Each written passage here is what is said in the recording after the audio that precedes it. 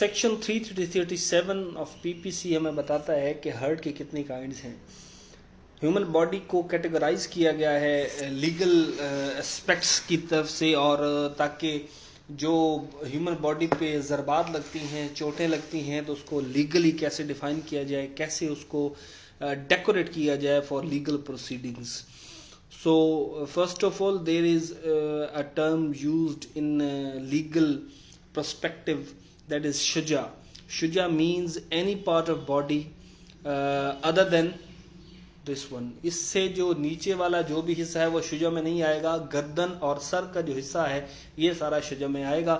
337 of پی پی سی اس کو deal کرتا ہے، اور اس کو مزید کیٹیگرائز کیا گیا ہے 6 کائنڈز میں. فرسٹ جو ہے وہ شجا خفیفہ ہے. دیٹ مینس کہ اگر کوئی اس ایریا پہ چوٹ لگتی ہے تو جو سکن ریپچرڈ ہو جاتی ہے لیکن اس میں ہڈی ایکسپوز نہیں ہوتی. Without exposing the bone if the skin is ruptured then it will be شجا خفیفہ. دین اس میں آتا ہے شجا مدیحہ. شجا مدیحہ از سم تھنگ کہ سکن ریپچرڈ ہو جائے اور ہڈی ایکسپوز ہو جائے بٹ ہڈی ٹوٹے نہ، تو یہ شجا مدیحہ ہے.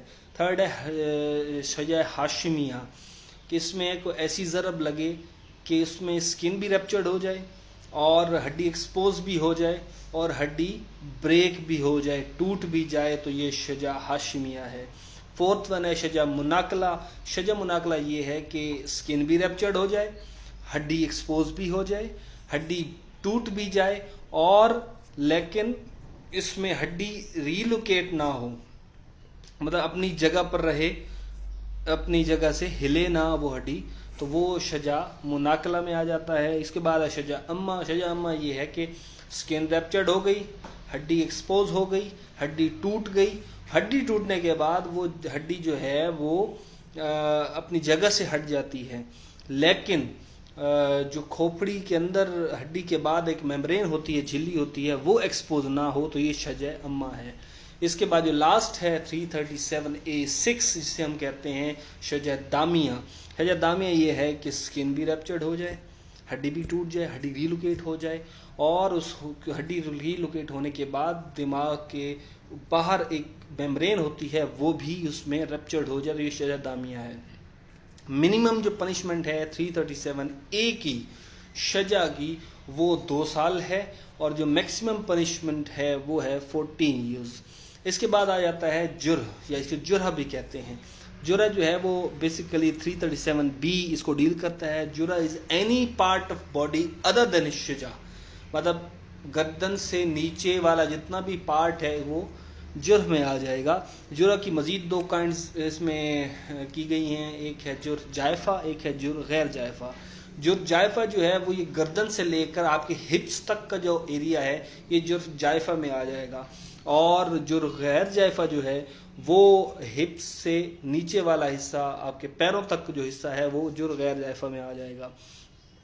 337C جو ہے وہ جرح جائفہ کو ڈیل کرتا ہے، اور 337D میں اس کی پنشمنٹ دی گئی ہے جو کہ اس کی 10 سال میکسیمم پنشمنٹ ہے.